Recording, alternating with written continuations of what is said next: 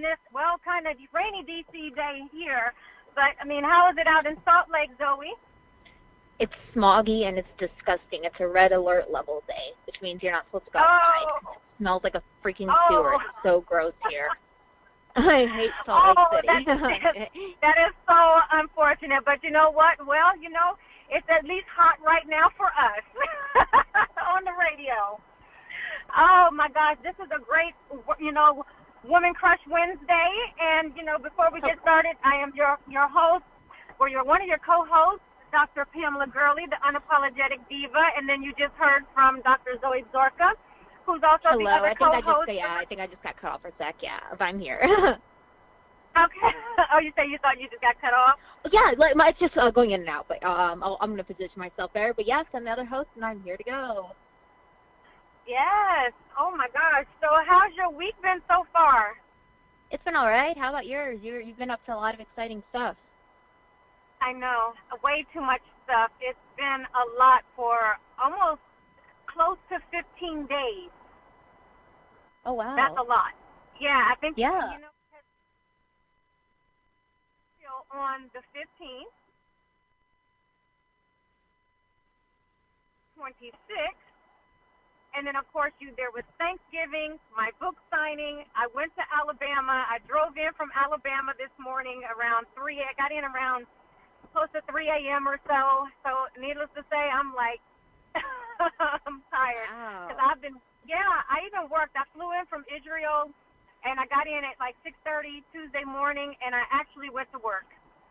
Wow. Yeah, so it's crazy. It's been an insane time, yeah. But it's okay. What is your drink of choice this evening?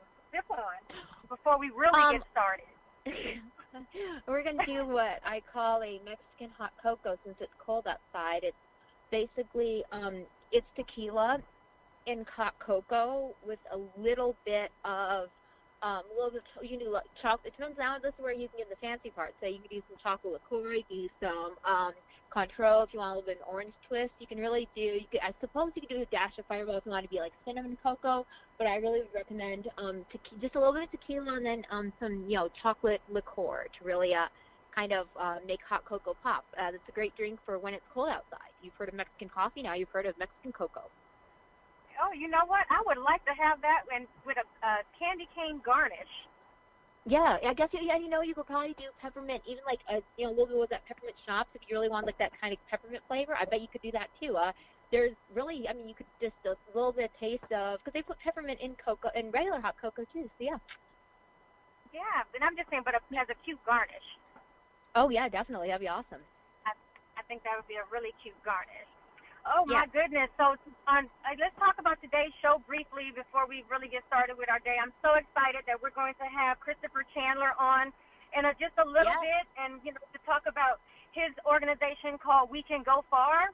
And, it's all about inspiring, which, with one of our things that we do here is about HERSPIRATION and inspiring the community. So it's going to be really great to have him on and hear what, all of the different things that he's doing with We Can Go Far. Let's talk about his brand from Boston. Oh, I know. I was looking at it, just preparing for the show, and I was like, oh, this is really intriguing. It's a magazine, it's a brand, it's a clothing brand, and so and they're just out there in the community. So I think that's a really great thing, and he's young and he's on fire. So I think it's so great that to have him on and get the chance to hear from him. So let's talk about this week here. I think mine is a little labor intensive than yours, so we'll start with you. I had nothing really much going on. I'll have an article coming out on Food Beverage Insider. It's about Detroit beekeeping and some of the things that they're doing there. It's going to be called Bees and Brews. I think there's something else in there.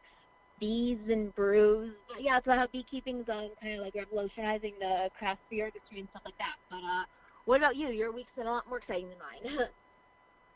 So I'm really excited that I finally was able to have my very first book launch this past Saturday. It was an amazing turnout. An absolute amazing turnout.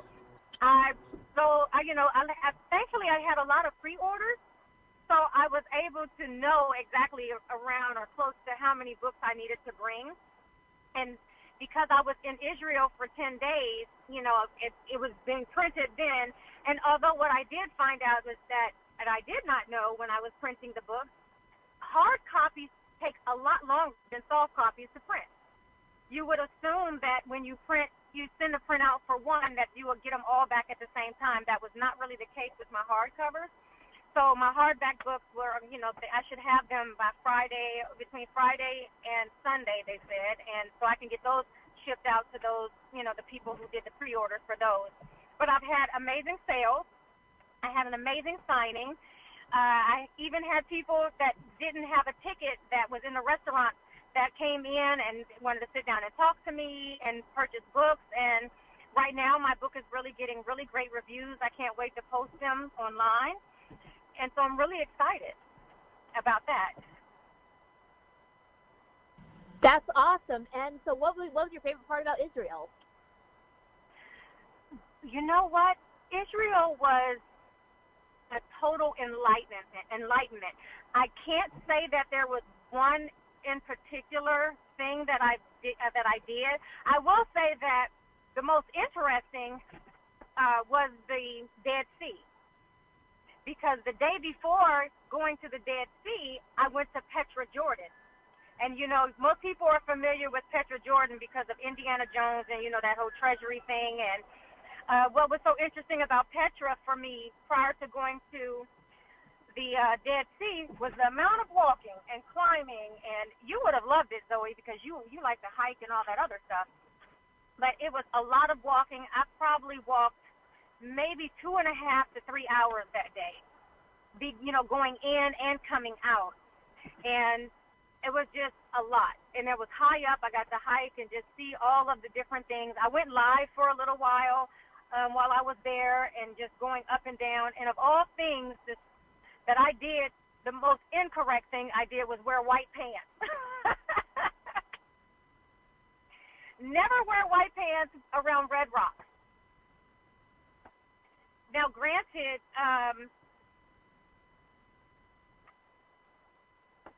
okay, something said that she's muted. I don't know. I think my co-host just got muted a little bit. Zoe, are you there? Okay, I'm here now. Yeah, sorry, it dropped and I called back in. So I heard everything, but yeah, I was muted. So yes, I think I would have liked the hiking. Sounds awesome. The climbing. Yeah, it was a lot. It was a lot of walking. So walking down was not the problem. Walking back up, you're going on it's almost like an constant incline.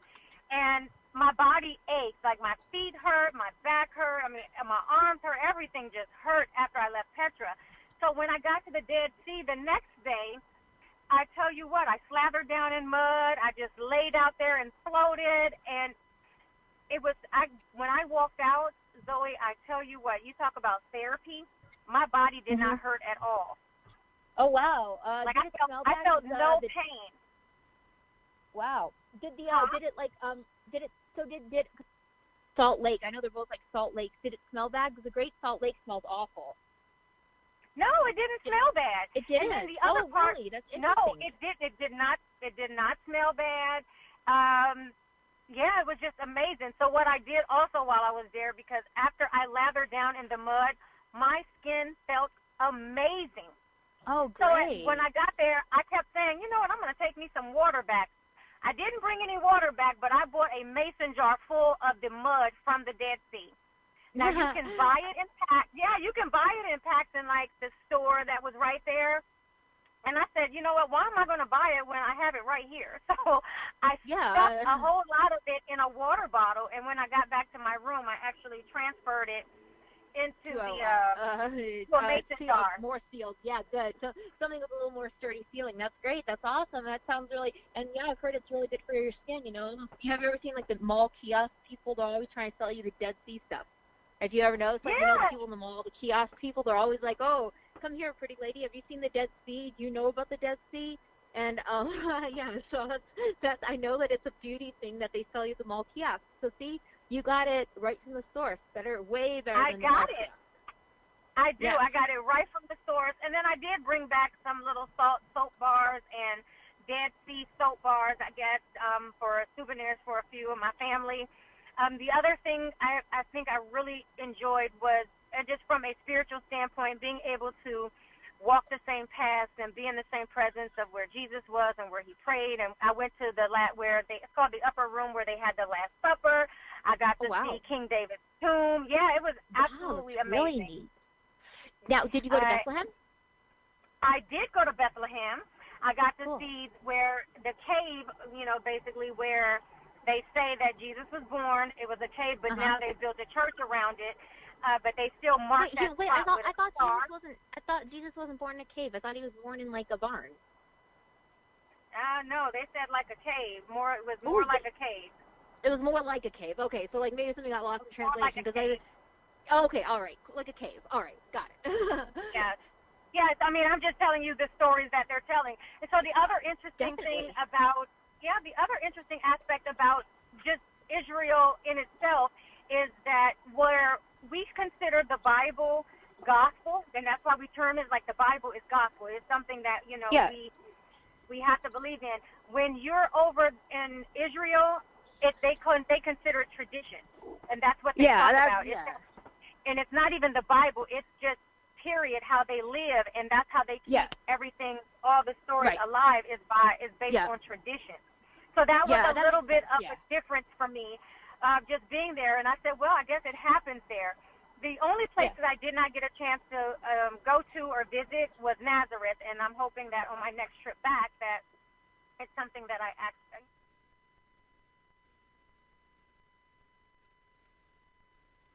Shout out to Ariel and Nate because they were absolutely great co-hosts. I mean, not co-hosts, hosts, having me, at their home.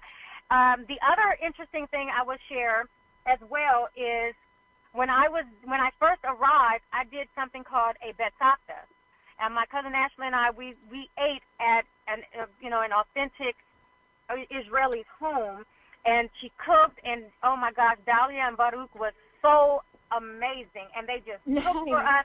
I would highly recommend anybody who goes to Israel to look into doing a betzakta. And I found out about it through a blog. And it's a company that will pair you. You put in all your information. Of course, you have to send a picture, and they make sure that everything is straight. And then they reach out and contact families. And I have to say, we were Dahlia's and Baruch's very first hosts. The fans for people that they hosted at their home. That's great. Yeah, so it was so really nice. Neat. And I said, as soon as I slow down, I do plan to, not only just give a feedback on my experience, but just to also just blog myself about that experience for me so that people, if they're looking to go to Israel or Jerusalem, I'm not sure if they do it in Jordan or any other place, to really look for that opportunity because you really find out about the culture and, how their food they eat. I got to know Dahlia and her kids, and, and so that was really, really nice because she had both her sons there and her daughter-in-law. I think Baruch's mom was there. So I really got to hear about the way that they were brought up and, their meaning of life for them and their beliefs. And so that was really nice. Definitely. Okay. So, you know what? So, with that being said, you got something you want to? Oh no, I was going to see if Christopher was on. Yes, I'm here. Oh, hey. Oh, yes. Okay. Hey, you're on the line. Yeah. What's up? I just been on the call. Because I heard y'all conversation going. So yeah.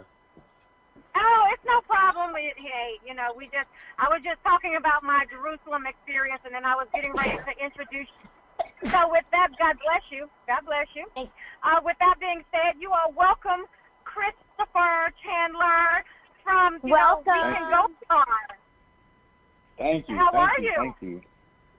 I'm doing good. Right now I'm in the middle of finals, so I'm a little it's a little hectic right now. I'm in my senior year at Emory University, so there's that. But I'm doing well. I can't complain. That's awesome. Well, that's awesome, and congratulations on that, since you're in your senior year. Oh, man, I remember that. I think both Zoe and I remember that. And I mean, yeah, you know definitely. what? You're in the home stretch. Yeah. So you finish in May? Yep. Yeah, I finish in May. Oh, right. All right. And Emory University is a great school. So what's your plans after graduation? I'm looking to get into content creation. I'm really interested in, you know, the digital world that we live in today, where everyone needs to have an online presence. I've been doing a lot of research on like Google Ads. There's a few other things I've done research on as a college student, just being curious about the different professions out there. Someday I do want to incorporate like drop shipping into my clothing brand, just so that we can focus on like the content more, because that's what's more important to me. But hopefully to go like full time with that.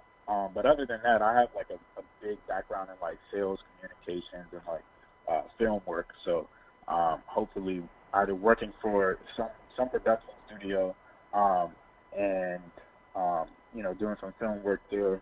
I have a lot of experience directing short films and shooting and editing them and screenwriting as well. So I might do some stuff like that here in Atlanta. And then, you know, there's also the content creation thing. There's some, I know like the advertising industry, there's like so many different moving pieces in it. But I think creating content is one of the things I'm most interested in. So that's what I really plan to do. Okay, that sounds really good. Zoe, isn't that kind of your background just a little bit? Oh, I don't know what happened to her. Did she drop off again? Okay, well, I'll ask her when she comes back. But Christopher, for you, we can go far. I'm back. You know, I'm right here. Oh, okay. So really quick before I ask you that question, don't you have a little bit of background in, I guess, creating content and all of those things, technology-wise?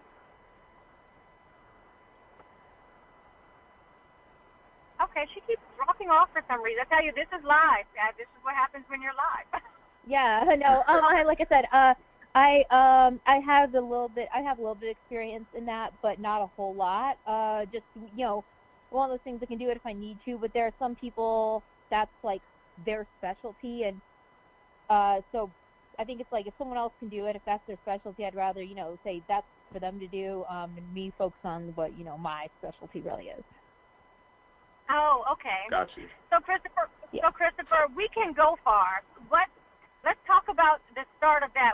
What made you create We Can Go Far? Yeah. So when an alarm going off, let me cut this off. Yeah. So for me, We Can Go Far. I started this about a year ago, and then a year before that is when I was like first like thinking about it and everything.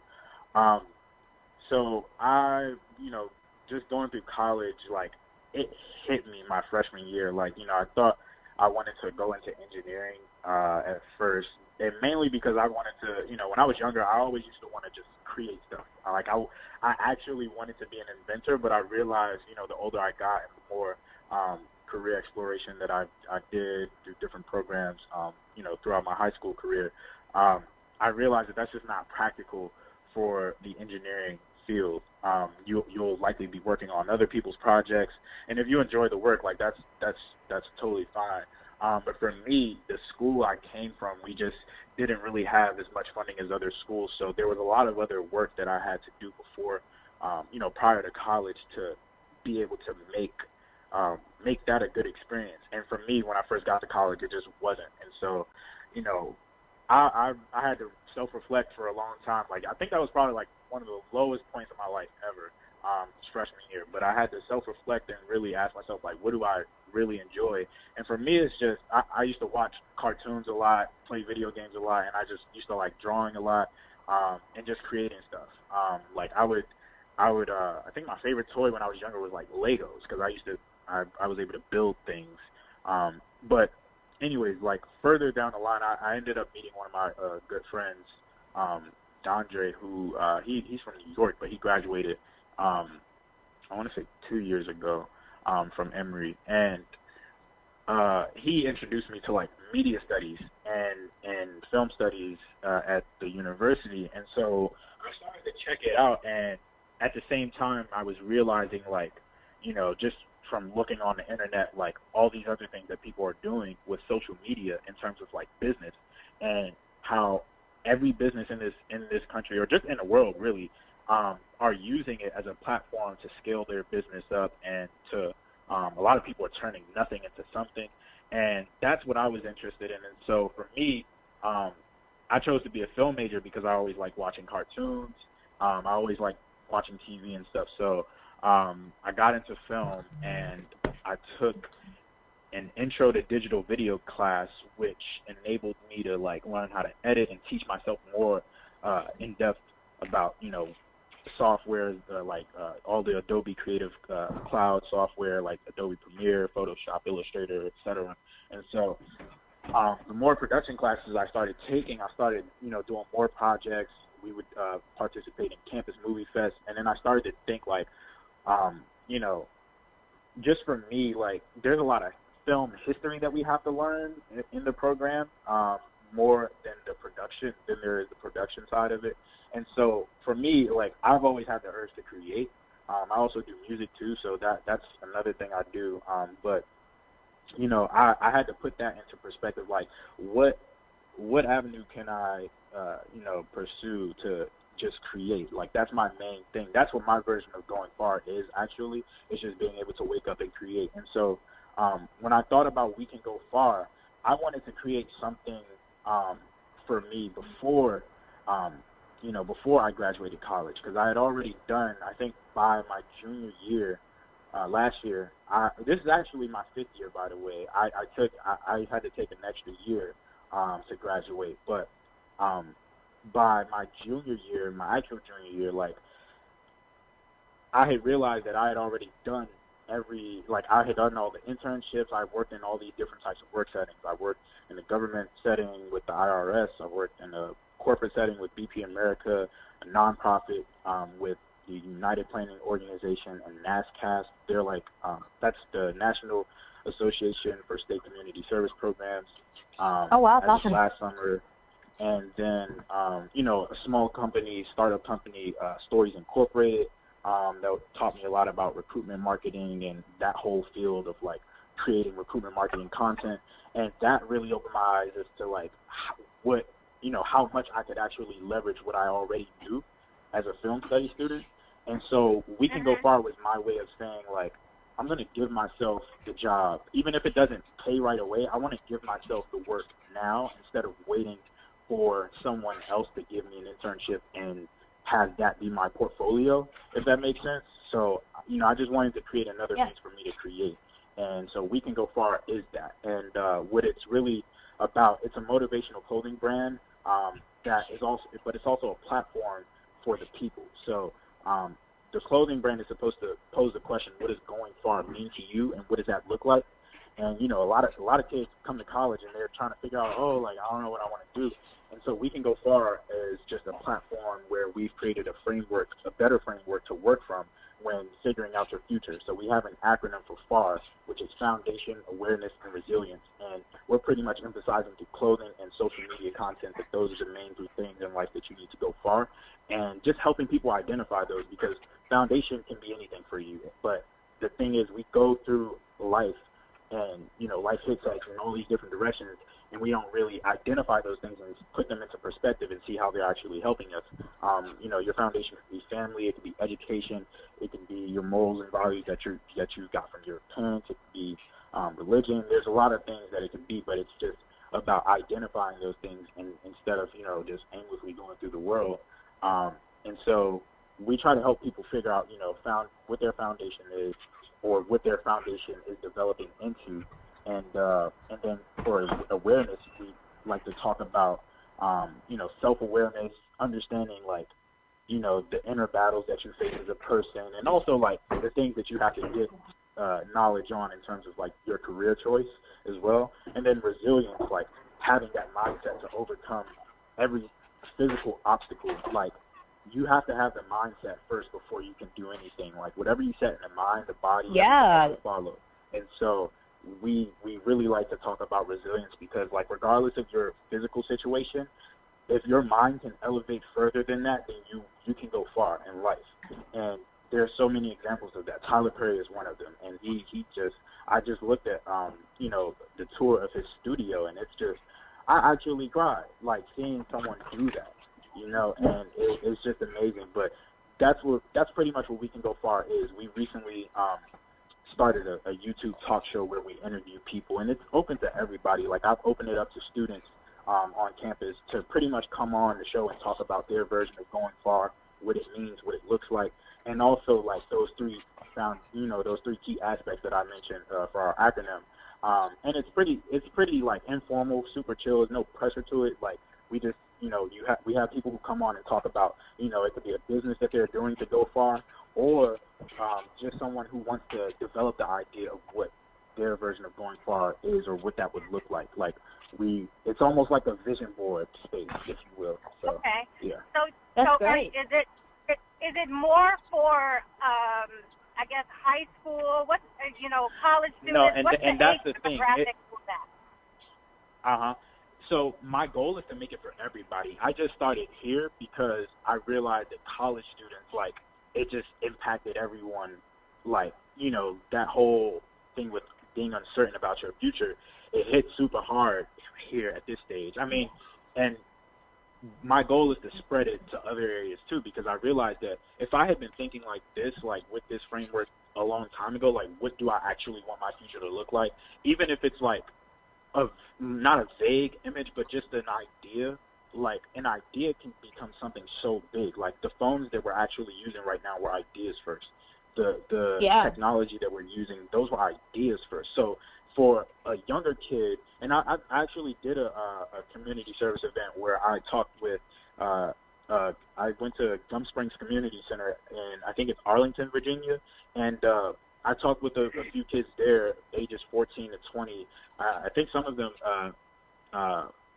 had mental disabilities, but I talked with them, and they were super receptive to all the things I was talking about. I talked with them about the whole brand and, like, the acronym, and just sort of like developing that idea early. And there was one kid, most of them were all like thinking, like, after our conversation, they were like, oh, I want to do this, and it's like, now it's sparking the the conversation, because it's like, at first we're told when we're younger, like, oh, you can be anything you want, but you have to unpack that more. You know what I'm saying? Like, you can tell kids are going to hear that a lot. You know what I mean? Like, exactly. Do good in school, and you could be whatever you want, a scientist or an astronaut, whatever. But unpack the mental framework that it takes to get there, and that is what will shift their thinking and action. And so, and when I talked with them, there was one kid specifically, I'm forgetting his name. I'll be going back there when I get the time to, like, when I'm back home in D.C., which will probably be in, like, the springtime. But there was one kid who was like, he came up to me and he was just saying, like, oh, you could do this and this and this. And he was, like, telling me about stuff about my company that, ideas that I had already, like, written down. I'm like, trust me, you on your way, because if your brain can think like that, like, he sort of came to, like, a realization of, like, wow, I can really do this stuff. Like, all I got to do is actually write it out and, like, plan it out. And writing stuff on paper. That's execution, yeah. Mm-hmm. And, like, simply writing things out on paper, like, that alone puts your thought. It's no longer a thought now. It's an idea that's on paper in physical reality. So it's like, now you can manifest that more, if you will. You can work towards that more, like, seeing that every day. And so I was just talking about a lot of stuff like that, like things with the subconscious mind, and just, like, learning how to have a positive outlook, and watching, just being aware of the things that you absorb mentally as you go through life, like your situation and everything. So that's pretty much. I do want to open it up to everyone, though, so kids who are super young to people who are much older, because of course, like, older people have much more insight to offer about what going far means, and especially, like, people who would have done it differently, because there's one thing to be, like, older and say like, oh, I still want to do this. That's amazing too. And then there's the other side of it where it's like, oh, if I was your age, this is what I would do to go far. And then that offers so much insight for younger people. So yeah. So let me ask you this. You mentioned about vision board, and I hear you talk a lot about writing things down and, and shaping what you write. Do you actually put together vision boards? Is that something that you are motivated to do or you encourage people to do? And do vision boards inspire you to actually create them? Yeah, definitely. And the thing is, I'm not going to sit here and lie and say that you'll create one vision board and be set for life. I've made several vision boards and had to rework them, or like, just even if it's the same thing, write it down again. Like, I have journals that are just full of things that, like, ideas of companies, ideas of songs, music, content, and branding ideas, and like, it's written down though. So it's like, the fact that it's written somewhere, next time I revisit it and I see that it's all written out step by step, even if the steps are stuff like, okay, learn about how to incorporate a business, learn about taxes, even if it's not in depth, I know that those are things that I need to touch on before I get to where I want to go. You know what I mean? Like, so it's like, you don't have to think all through it again. You don't have to think about everything that it takes to get to your goal. You see it on paper and you're like, okay, I can do that. Like, I see the steps, I can do it, but I just got to do it one step at a time. Whereas, like, if the idea just sits around in your head, then that's when the procrastination comes in, and it's like, oh, I could do this, and then you start to try to think through the steps, but you get tired after a while, and you're like, all right, we're going to get to it someday. So yeah. That is a really good point, because I think some of people are like, oh, man, like, they're just like, oh, I'm such an entrepreneur, I've got this great thing going on, and they're like, okay, cool, why don't you, like, at least make an outline of what you're going to do, like, your plan, because I've had people hit me up. Back when I was doing the startup, we had these people like, oh, that was a great idea, like, let me, I want to talk to one of, your startup people about it. I'm like, okay, well, like, you have to send me an outline, send me the specs, send me the paragraphs, send me, just even a sketch of what you got going on. And it seemed like that was too much. And I'm just like, no, you have to write everything down in order to make it go from abstract to real. Right. Yeah. Okay. That's a great point. Yeah. Okay. I myself have done, my vision board is typically from an annual thing. So actually my very first time doing a vision board was a year ago, December, and I held a vision board brunch. And I decided, and I told them, I said, don't do it for multiple times. Do it just for FY19 and see what you can manifest, so you have an accountability partner or accountability partners to go back and say in a year, hey, did we achieve what we intended to achieve? Right. And I've actually been able to achieve a good majority of my vision board, both things seen and unseen. And, I had developed an idea. I wasn't sure where I wanted it to go, but I still manifested something from that vision of what I wanted to make a change to. Yeah. So when I'm excited about doing my 2020 vision board, and I will, invite the same ladies that did the original vision board with us, or with me and a bunch of other people. And so hopefully, that when they come back and do theirs, I want them to bring their old vision board so that we can have discussions on, one, why do they feel like they didn't have an opportunity to see through on what they wanted to have, what they had a vision for. Right. So I do believe that there is power in just putting things out there and having that right in front of you to say, this is what I really want to work on. And it takes away from that tunnel vision for you to look broad, but not that broad. Right. Yeah. Right. I think that's amazing. Yeah, and I think another good point. Go ahead. I was just going to say that point about you making the vision board just for like this year, like 2019. That is so important, because like, and that's why I said I've made like several different, because at a time, there was a time where I wasn't, like I was just, my thoughts would just come and go, and I'm just like, okay, I just need to capture this somewhere. But I realized that doing it in small chunks is definitely like something that's like helped me too as well. So that was a great point. I feel like you gotta have, like, you can't just be shooting your shot anywhere. You gotta aim it somewhere, and like if you want to achieve a goal, set a time, and it's like that actually, you know, drives the action. It's like, okay, I want to see it by 2020, spring 2020, so I need to put in the work right now so that it can happen. So yeah, I actually saw somebody ask. Oh, go ahead. Oh, go ahead. I was going to say, I saw somebody ask if vision boards actually work, and I saw somebody write no, and I said, well, if they're just thinking that they're going to put something on a vision board and it's going to manifest without the work, it's not going to happen. Right. You know, exactly. Just like anything else, if you want it to work and if you want it to happen for you, you're going to have to put in the work. And the more that you want it, trust me, the harder it's going to, the more work it's going to take and the harder it's going to be. Because consistency and effort is going to take you a lot further than feeling like it's not happening fast enough, and so I'm just ready for it to be over. Right. And so a lot of people give up. Yeah. And I think what I was going to say earlier is that vision boards, I think it's also a way to, I've never done one, but I think it's also would be a way for you to say, how much stuff do I have on here? Because I see a lot of people are like, oh man, 2020, I want to do all this stuff. And you start listing it out, and you're like, you're just like, well, first of all, you have the like limitations that everyone else does, you know, time, money, logistics, and you can't do all that stuff in 1 year. You know, you're gonna have to, if you put it all on board, you'd realize, oh my gosh, this is pretty much physically and logistically impossible. So that way you can kind of like take off the things that don't really, you know, maybe don't matter. Maybe set them aside for another vision board down the road if you're interested. But I think it's also a good way to prioritize, you know, what you want.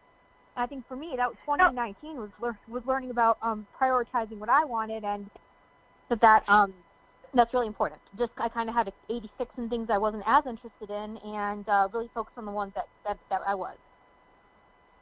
Well, yeah, I mean, but you know, you have to be honest with yourself. And I think when I was doing, as a matter of fact, I would just say this: when I had my vision board brunch, one of the things that I emphasized was the importance of being realistic.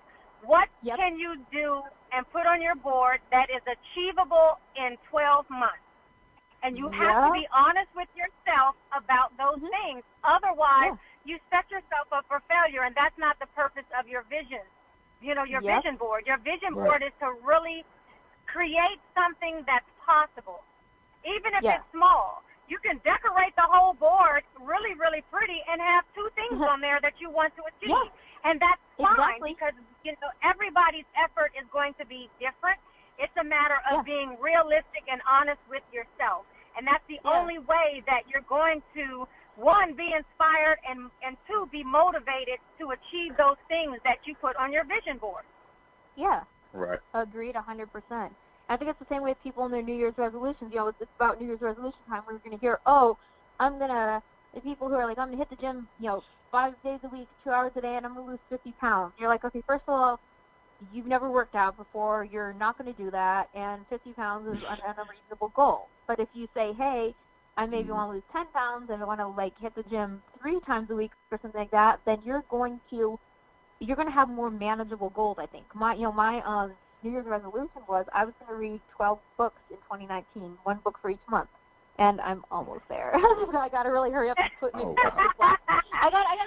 I still have to make like a 4-book push, 4 or 5 books this month.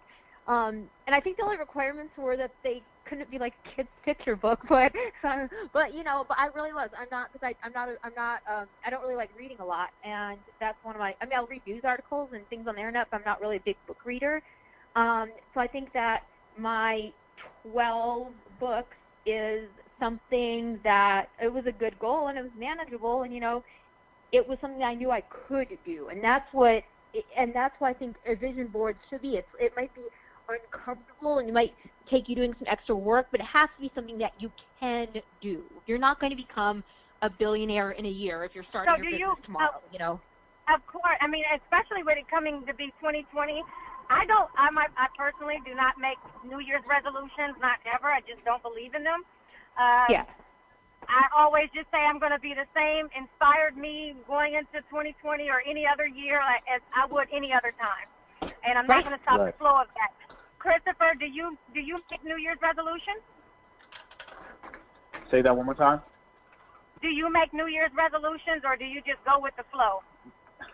Nah, I sort of just go with the flow, like what you just said, is because I feel like the whole like New Year's resolution thing, it's like kind of in a way, it's like a mockery of like, okay, like why now? You know, like you should have been doing it. You know what I'm saying? Like the time is always now. Whether we're talking about the future, the past, like whenever we're in that moment, it's gonna feel like right now. Like 10 minutes from now, it's gonna feel like right now. You know what I'm saying? We're never gonna wake up and be like, oh, it's 2020 or we in the future. No, like it's gonna feel like right now, like us talking right now. So I just think the time is now, like regardless. So it's no point of me saying like, oh, 2020, I'm gonna do this and new me, and that's phony. That's like that stuff. Not necessarily phony, because like some people it might work out for them. I don't know their stories, but I know for me personally, it's just like, you know, why I still gotta go. It's the consistency I want to achieve. It's that work ethic, that drive that I want to achieve consistently. I don't want to like just 2020, new me, new everything. Like it doesn't even happen like that. It's gradual change every day. You just got to take it a day at a time. And so that's my thing. My thing is just trying to take it a day at a time, but also making sure I'm hitting those checkpoints of like, okay, we said we was gonna have this done, you know, and Yep. Yeah. You know what I have to say? When people say new year, new me, if you keep the same company, you're not going to change. You know, new year, new you should be resulting in new people, new friends, new inspirations. That's the only way you're going to yield some level of change. Right. I'm a firm believer in it. And even if you do keep the same company, it's when you see people you see posting that are the ones, they haven't changed since last year. They're posting and doing the exact same BS in 2019 that they were in 2017 and 2016 and 2015 that they'll probably be doing in 2022. You know, I mean, it's never the people who actually changed. Yeah, and I definitely agree with that. So, Christopher, what's next for your company? We Can Go Far. What's next? So, what's next? I really just want to continue to build the talk show. I think that is going to be something super fun, super like just a great thing to have for people, and just a great spectacle for this generation. And something that will, you know, just more content, more consistency. Like the clothes, like right now, I'm actually like making most of the clothes. Like I'm just laying the foundation, just since I'm still in school and everything. But as a content creator, you know, now that I have my own camera and everything, I'm like super focused on the content and making sure that gets out, and that people can come to our page and like find something valuable, like find a story that they can relate to and hopefully get inspired by that. But in the long run, I'm actually looking to, I thought about this like a little while back, like probably before, this was probably like over the summer or maybe a little bit like this maybe like late spring. But there's a famous hip hop photographer right now, K Studios. He's based here in Atlanta, and well, his name is K, and then he has K Studios, and he does a lot of photography for hip hop artists, and I think they host a lot of other like local fashion brands and everything. But I got invited out to their store one time. They have a digital concept store in their studio called the Detour Shop, where they just have, you know, a few clothing brands on display, and then they have you know, just digital concept pieces. They'll have like pictures of certain celebrities, and then they digitize it, and they do all this different cool stuff that I think is pretty cool, like all these novelty items inside their shop. Dope place to shoot.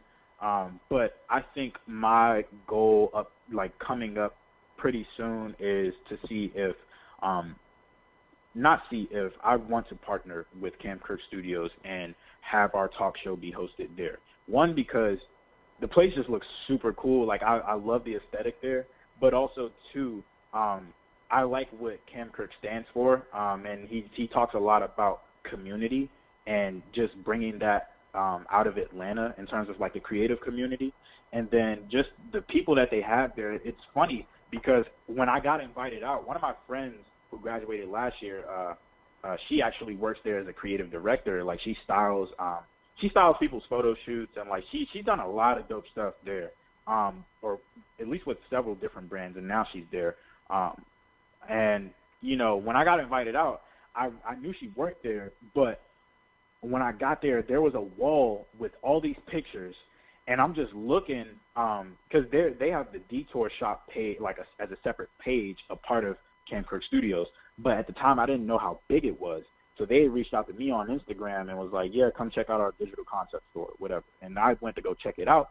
And when I got there to look at the stuff, and I'm just looking on the wall, and I'm like, whoa, wait.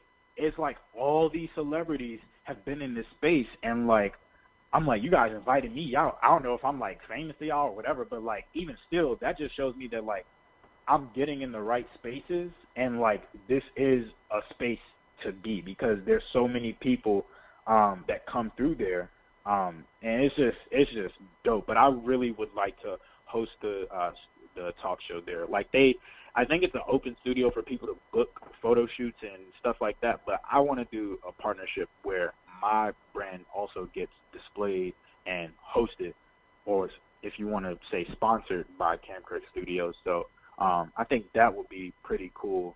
But even still, like in the meantime, like I just want to continue to build our platform and pretty much add to our team. Like there are a few other students who are kind of getting involved now. Like they were like, oh, you know, like this is really cool. How do I get in? Like, how do I get involved? And like right now, since I'm not making like, you know, this is just something super new. I'm not making like tons of money to even pay myself.